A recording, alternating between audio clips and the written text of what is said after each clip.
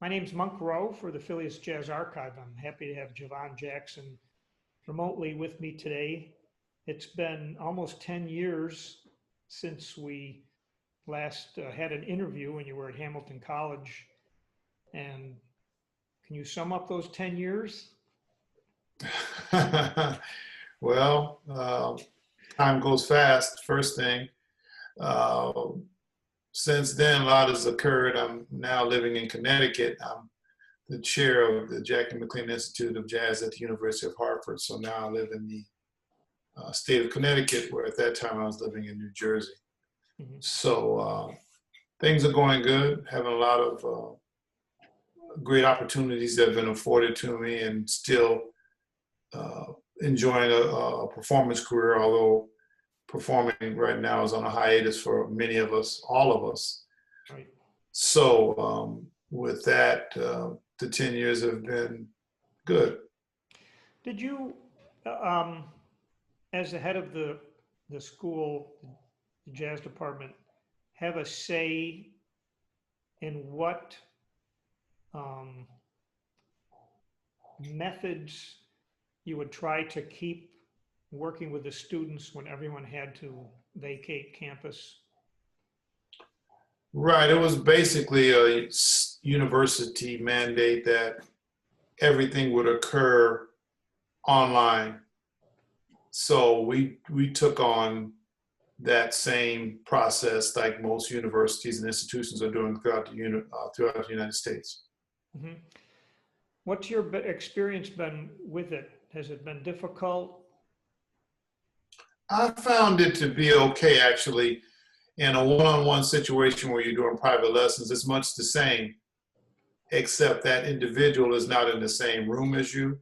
Mm-hmm. But beyond that, we're still able to have conversation. They're able to play something. I'm able to give a response in terms of some feedback or support, and we can still develop. With coursework, there's a business course that I teach that is not necessarily a problem because we have Zoom in the same manner, and one person is normally speaking at a time. The tough situation comes when it pertains to ensembles, where we're used to having everyone perform together, interact real time, interface, have conversation. Definitely very difficult because now you're in a situation where someone has to play something and then that might get layered on top, almost like in a way if you're doing a recording out of the studio. But the students aren't necessarily able to grasp that interaction that you feel when you're presenting as a group in person. Yes. This would be like looking into the future. Do you anticipate that there might be more emphasis on using this even when it's not necessary? Well, I mean, definitely for health reasons, until there's a vaccine for what we're currently going through, there's going to have to be a way for us to find the opportunity for students to get the best experience they can through this platform. Mm-hmm. So whether it means having a pre-recorded rhythm section, bass, drums, and piano or guitar as part of that rhythm section, and they create the bottom, if you will, or the palette for the rest of the composition. It might have to occur like that for a while. I'm sure there are certain platforms, I'm told, where you're actually able to play at the same time with headphones and very, very much in the same way as if you're in the studio. I just haven't become acutely aware of them to be able to implement them myself. But my guess is if it has to happen in the next month or so, I'll do some research there. So, and the students are probably so far ahead of me, they're aware of how this can occur anyway. Yeah, sometimes it's the little bit of experience I had with it finishing a semester was comical because sometimes the students on the other end would be talking me through the tech issues, and I suppose it's a good learning experience for us that aren't that familiar with it or comfortable. Right. As far as loss of gigs and concerts, did your cancellations come all at once, or did you sort of see it coming, and how did you feel about it when certain engagements you had lined up? Right. Well, they came, Monk, as a trickling in the beginning, certain concerts month by month, and then there was just several months regarding to the summer just all being canceled. Mm-hmm. My reaction is I can't get mad because everyone's experiencing this, whether in the sports arena, in the performance arena, Broadway theater. So it's not as if it's an isolated thing against me, the lone wolf jazz saxophonist. It's for everyone. So I just have to kind of accept it and use this opportunity to find some other things to do, which had a conversation with Sonny Rollins about this situation by phone. And he said, remember, there's always a lot to do in the house. And he's so right. I mean, there's so much actually that you can do when you're inside, is what he said to me.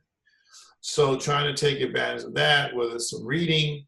Actually, I've been revisiting so many CDs and recordings that I've had time to look at. And obviously, you can put more time in with your music and try to hone that skill or that craft, and maybe some composition, some writing. And then, again, just try to keep yourself ready for the opportunities when they will come back. But never have I gotten upset about it because, again, everyone's involved in it. Every sector of life. Yes, and I know some musicians that when those things first started come trickling in, they were posting things on Facebook or whatever that it almost sounded like they were being singled out, the way they were speaking, like, but as you say, everybody's in the same position. So have you, how far ahead have people canceled? Well, let me see. Because interestingly enough, I went to Thailand twice in January. I went in the early part of January and I went at the end of January into early February. And then I played, no, that's not true. I went to Thailand in late January and late February into March. And so I got back March 2nd. I haven't played a concert since. So I was due to play Saratoga Jazz Festival this year. That's been canceled, of course, the festival. San Jose Jazz Festival, that's been postponed to next year. Various venues that I was going to be playing at. It was a festival I'd be doing in Arizona. Prescott, Arizona got canceled. So it's just been a slew of performances, concerts, college performances at Michigan State University. I was due to do just so many different things. But most all of them actually have been either postponed or, postponed, and a date has gone along with that postponement. I see. And so all we can do from there is see how it turns out for the next year. I'm assuming that for some of these things you had engaged side people, and that then you have to make that phone call to them. How did that feel? Well, again, we're all experiencing it, and I'm not the only one that's getting the phone call or giving the phone call. They're getting phone calls from multiple people. So there's a certain amount of understanding. Again, this is in territory that none of us have ever been in before. So we just sit and we kind of commiserate about the situation. We find a way to have some laughter before we get off the phone, and we just kind of press on and hope for the best and just wait for that opportunity to perform. Yeah. I had one experience where the venue was a fairly small venue, and a person called me up and asked me, well, what do you think? Do you want to do it? And it was the first time that had happened. I think about the only time. And I wasn't sure what to say because I was unprepared to make the call myself. And I had 4 other people that I was basically uh, would have been affected by it. Did you have to cancel anything yourselves or had the opportunity? Did I have the opportunity to cancel any gig that I had? Right, yes. Well, there were a lot of them on my gigs. I got the call and then I would inform the musicians. I mean, actually today, one of the band members said, I guess Saratoga was going to be June 25 or 27 of this year, the end of this month. And they said, well, I guess Saratoga's canceled, right? I said, yes. So sometimes I didn't make the call because I just assumed that everyone thought everything has been canceled. But then some people were still holding out with some sense of hope that it would occur. But I've made some calls, but mostly it wasn't going to happen. So all the clubs have been closed. So there's no reason someone can say, well, we're going to be playing at this club, but all the clubs are closed. So that means there's no concert or no performance. Have you taken up any non-musical activities that you would never have pictured doing? Never pictured doing. I've never been a major TV watcher, but I found myself watching some series or doing more watching of documentaries on TV, which has been good for me. I just watched Chisholm 72 about Shirley Chisholm and her run for the presidency. I wasn't really, obviously I was a young guy then, so that was great. So it's allowing me to, again, get some books back out, some novels and read, which is something I used to do a lot, but sometimes you get busy and you get away from that. Yeah. So in that way, it's been kind of an opportunity to reset in a little bit. Mm-hmm. I remember from your, from our interview almost 10 years ago, you seem to have a person that had your goals pretty well set up. At least you mentioned a bunch of things that were goals for you. And have your goals, how do you put goals in place at this particular time? And what could they be? Wow, I just feel like I have some goals that I have not moved. In other words, I've got goals I want to attain, so it just puts a little more pressure on me to still find a way to attain the goals during this situation. Some, like there's a recording project I'm going to be getting started on, well, because we're not able to get in the studio, we're not able to rehearse, things like that. That has pushed back that particular goal. But some goals can still be that can still be something that I can look toward without making any change in terms of the day that I want, that day that I have in place to attain those goals. So if it means, if you say you want to lose 10 pounds in the next 3 weeks, there's nothing stopping me from that, right? If I want to make sure I ride the exercise bike 5 days a week, there's nothing stopping me from that, right? Yeah. So there's still certain things that actually have a better opportunity maybe to get to those because I'm in the home. Mm-hmm. Because that's what I find to me is I nibble a lot. You're in the house and you just feel like you're nibbling all the time, right? And before you know it, because you're not leaving the house and you're nibbling and you're sitting and you're not necessarily moving. Yeah. So I bought an exercise bike. I had one before, but I got another exercise bike a couple of years ago, and that's been good. I still have a regimen getting up, get on the bike, watch some television at the same time. Things like that to keep me, as you said, on a certain kind of schedule. It's important to try to keep the schedule. Yeah. There was a week, I guess it was around the end of March, where it seemed like every other day, one of our influential musicians, we were reading obituaries. And it was very, very sad. And I wondered if you have lost any close musician friends. Several. Jimmy Heath was a very close friend and mentor. Jimmy passed. Jimmy Cobb was a very close friend and mentor. He just passed recently. McCoy Tyner was someone I had been working with over the last 2, 3 years. He passed. Wallace Roney, who was a bandmate, good friend, and someone I learned an immense amount from. He passed. The musicians in Denver that I knew have passed, a couple, and obviously, Marcellus family, Delphio, and someone I went to college with. The passing of his father is sad. You feel sadness there, and some other colleagues that I have close relationship with that have lost a parent or two. So, right, that has been, and then also there's not been an opportunity to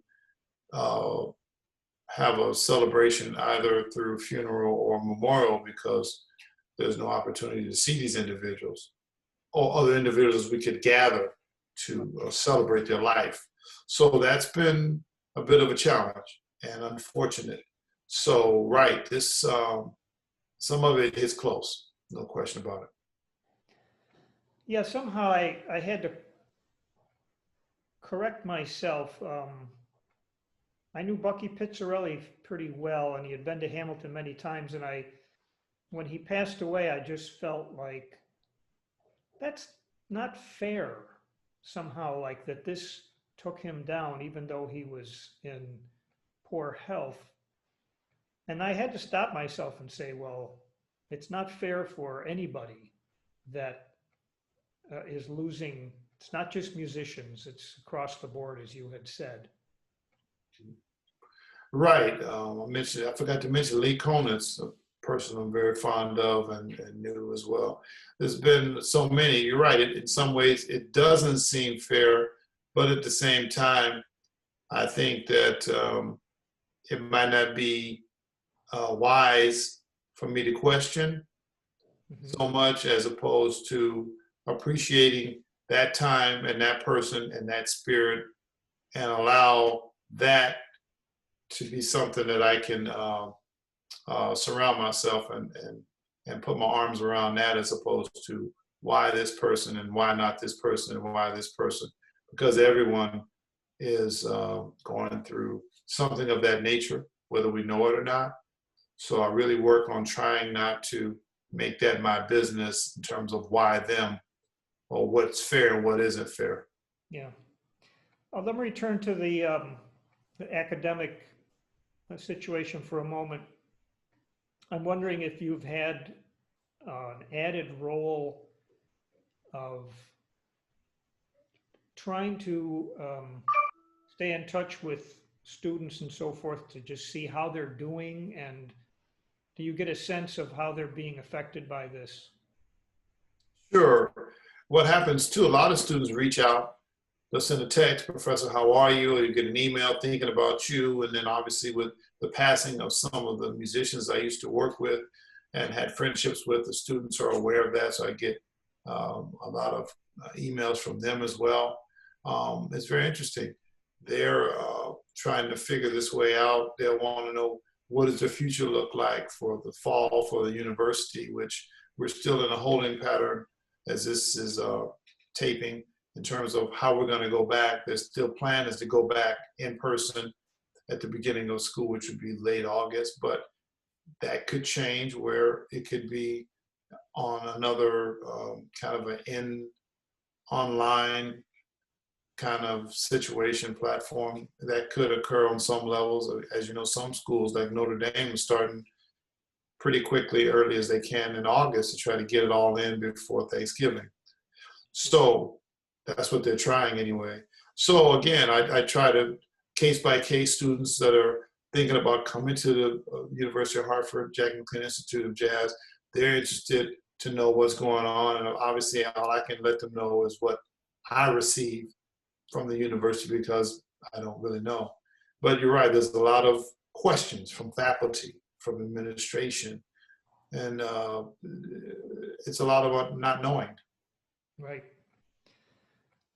This is just an aside, but I'm reading a book about the bassist Pops Foster. And in the book, he talks about playing on the steamboat lines on the Mississippi And in 1917, we had to shut down for a couple of months because of the flu. Mm. I said, wow, that was over 100 years ago, and the same type of thing happened to musicians and everyone at that time. Right. Like they say at some point, things kind of come and you can almost point your finger at a certain point in the history of time when there's been an occurrence similar. And so we're living through it in our lifetimes. Yeah. It makes me wonder if historians, or even 10 years from now, when they think of the spring of 2020, we already had a political crisis going on, at least in my estimation. Then we have a pandemic. And now we have this racial crisis spawned by this incident in Minneapolis. And I don't have a question here. I guess I'm just wondering if you think that this particular time will result in some significant change.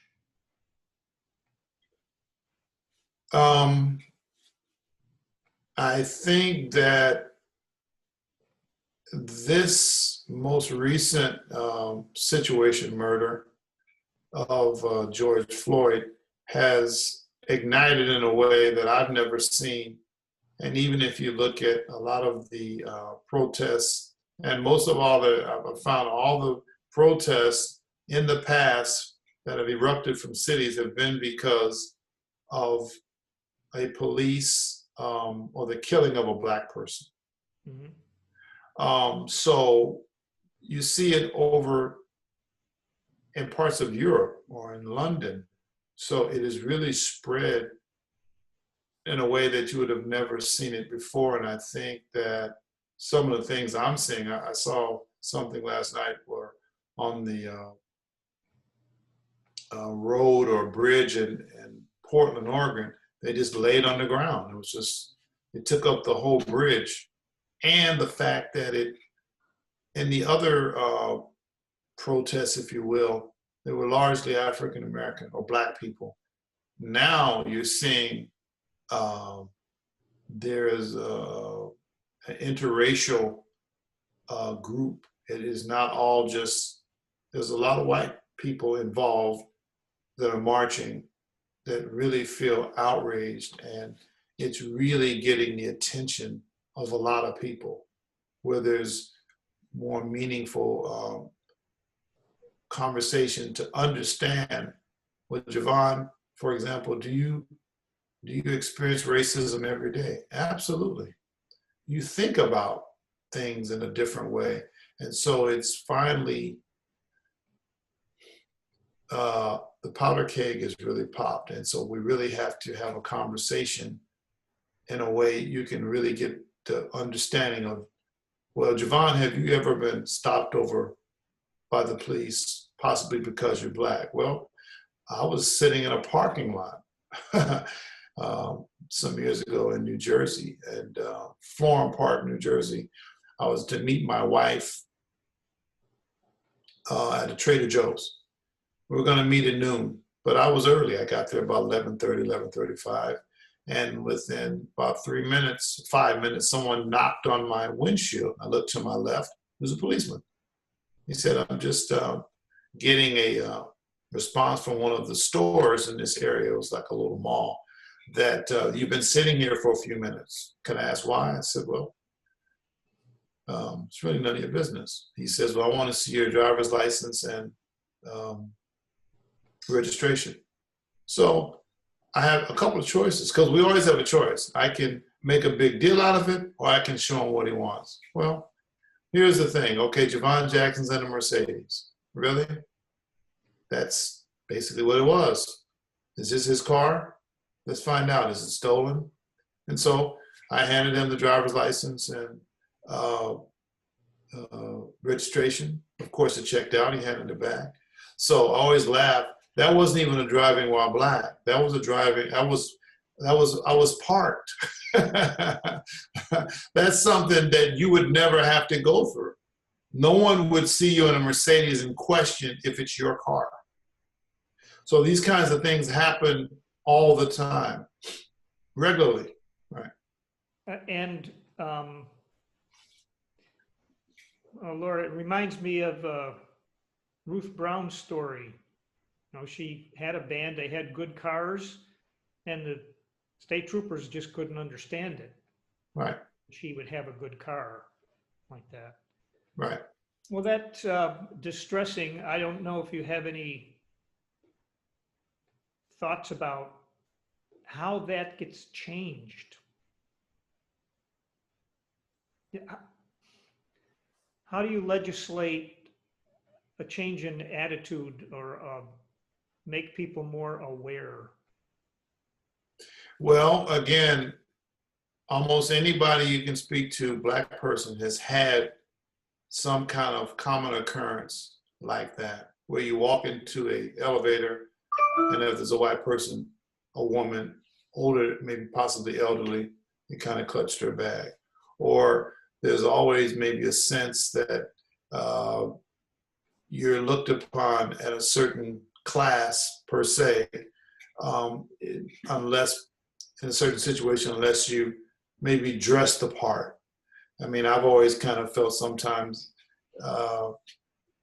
if I'm going into, I used to, not so much now, but still possibly, if I'm going into a certain situation, well, I got to make sure I have a sport coat on and a nice pair of shoes so they know that I'm supposed to be here, right? But of course I'm supposed to be here. I'm an American. I'm a human being.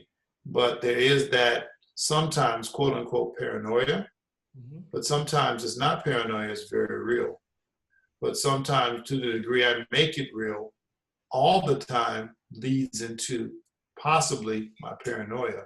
So I work as hard as I can to have a case-by-case basis. I've been fortunate as a musician to have experienced what I call the great equalizer, and that is to travel all over the world. So I've been able to travel, see things, and as I see things, I get to learn that it is not every white person is racist. But every once in a while, things will happen where a person might get familiar. Like if you take the Joe Biden statement, where he said, if you're not voting for me, you ain't Black. Well, the history is that we vote Democratic, but more than that, he just got familiar. Or could someone say he's racist? No, he got familiar. He must have Black friends, so he made an assumption.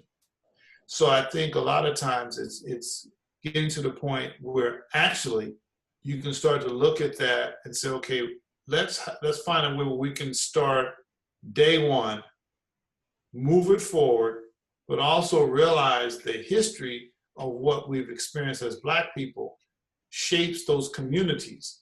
So what's wrong with taking $50 million or $60 million and stacking it back into those communities? And people say, oh, well, no, we can't do reparations. Wait a minute.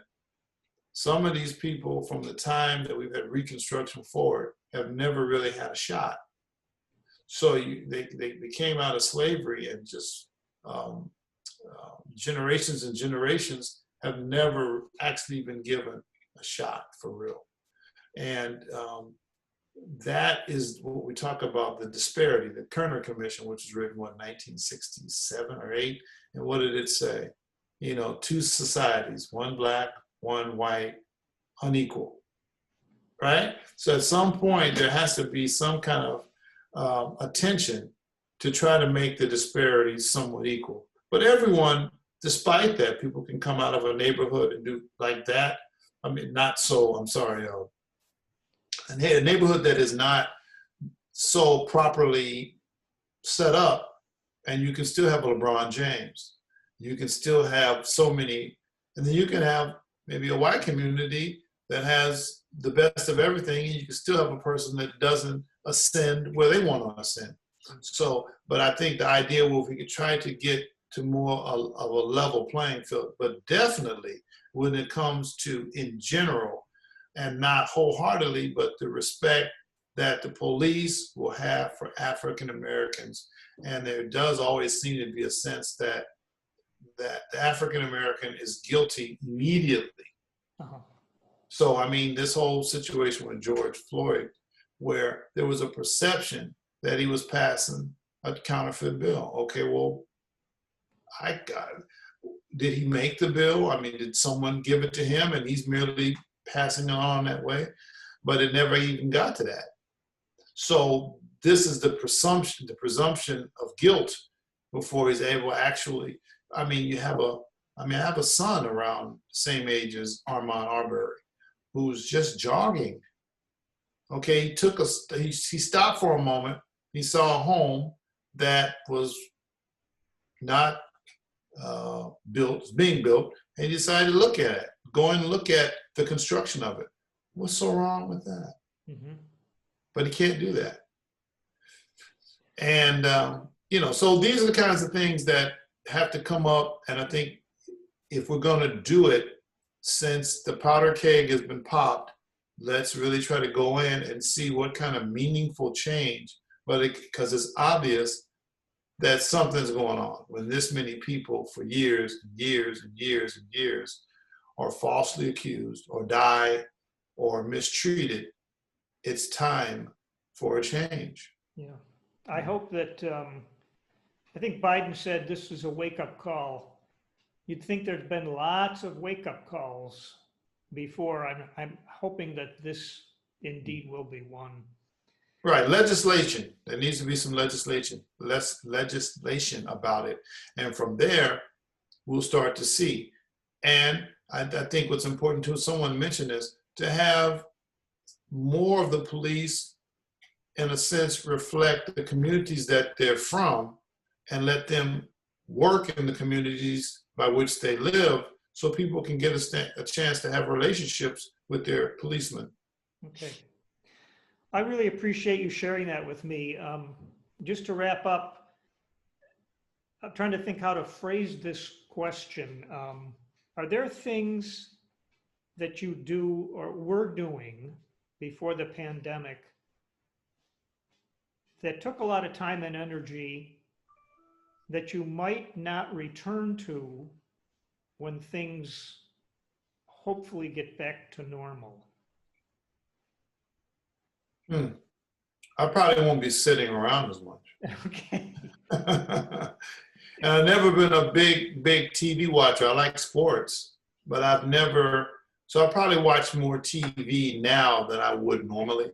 But this has been good because I'm allowed to connect with the family and watch some things with my wife and spend some time in those moments. So it's allowed me to kind of have a reset and do some things like that. So take advantage of those moments, because as time moves on, you don't get to do those things. Right.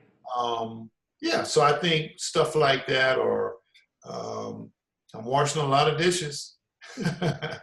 So, I mean, which I did that anyway, but I'm home and available. So a lot of home things that I am able to be a part of. So I would say something like that. But in general, I've tried to keep my life as much the same as it was before things have started to happen. I don't think I've changed my style too much. Okay. Well, I appreciate your time today. I think your stories and opinions are very valuable for us to have. And I hope things return for you and for all of us. And you need to be out there performing for yourself and for us. So I look forward to that. Yeah, I appreciate you. It'd be good to get back up in that area. Indeed. By the school, and you got some good restaurants up there, and you got a great campus. I talked to Dr. Woods after we spoke the other day, so we're trying to plan a way for a visit up there, a residency or something. So it will be nice to get back out. Very good. I'll be happy to assist in that. Yes, sir. Okay, Javon, thanks a lot. Okay, thanks, Mom. Bye-bye. Talk to you later.